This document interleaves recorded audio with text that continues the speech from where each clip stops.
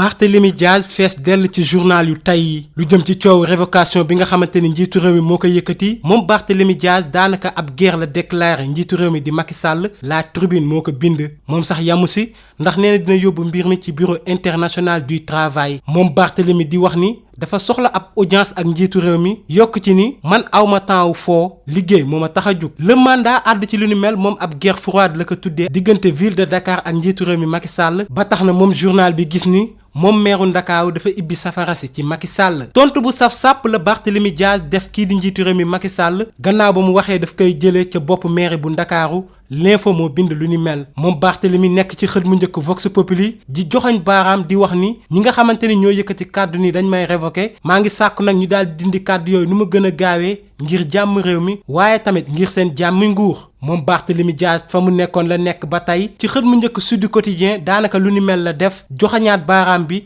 di artu njiitu réew mi di ko wax ni kii di Guy Marius Sagna ak capitaine Touré ñoom nag ci cabinetam la ñu bokk te foofu la ñuy des le quotidien gis ni gannaaw menace njiitu réew mi moom Barthélémy Dias tontu na ko tontu yu saf sàpp mbaa weeru mai bi du nekk weer boo xamante ni dafa nar a tàng ci réew mi lu ci mënti am le vrai journal gis ni ñu ngi xaar lii du verdict bu Barthélémy Dias mbirum Ousmane Sonko waaye tamit lii di parrainage bi laas moom dafa gis ni daanaka kii di Barthélémy Dias nag moom dafa doon matt di ëf démb bi mu doon janoog ñi di taskatu xibaar yi moom Barthélémy Dias nekk ci xët mu njëkk réew mi quotidien waaye bii yoon muy àddu ci leneen lu jëm ci financement ndaw ñi ak jigéenu Ndakaaru ba tax na nag moom génne na lu toll ci 1 milliard sunu ay koppar njiitu réew mi Macky Sall mbaadu day waaj 3e mandat lu si mënti am Walf Quotidien gis na ni moom daanaka jamono jile mu ngi yokk lii di salaire yi di jàppale ñi nga xamante ni seen loxo jotul seen ginnaaw moom journal bi gis ni daanaka loolu ab tàngal bu mu sexal askan wi la bés bi le jour ñëw ci faatum soxna sii di Astu Soxna ak sage-femme yi nga xamante ni tribunal bi doon na leen déglu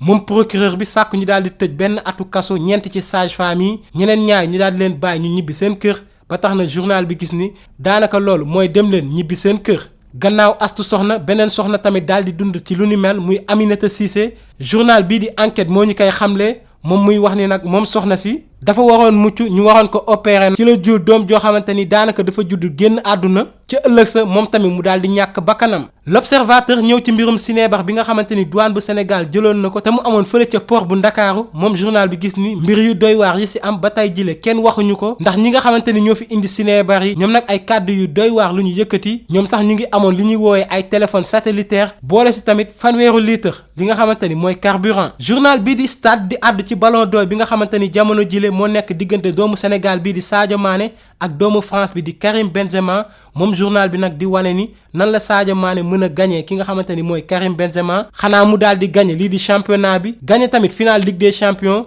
waaye tamit boole si li nga xamante ni mooy FA Coupe gagné ak sa dëkk dara dàq ko Kalidou Koulibaly moo yëkkati kàddu yu ni mel ci xët mu njëkk record loolu nag jëm ci ndam li nga xamante ni doomu Sénégal yi amoon nañ ko ci Coupe d'Afrique bi nga xamante ni moo doon am fële ci réewum Cameroun dañ koy jeexaleeg sunu làmb Gris Bordeaux li ko wax jamono jile mooy gagné Balla Gaye juróom-ñaari fan ci weeru août bu dee bëgg na di wéy di dégg li ñuy woowee Tigre de Fass moom journal bi gis ni sax daanaka ci Tigre de Fass yi moom Gris Bordeaux bokk na ci ki nga xamante ni moo si gën a néew doole Moustapha Guèye nag di ko wax ni yow Gris Bordeaux gagné wala daal di génn arène bi loolu rek moo fi sës.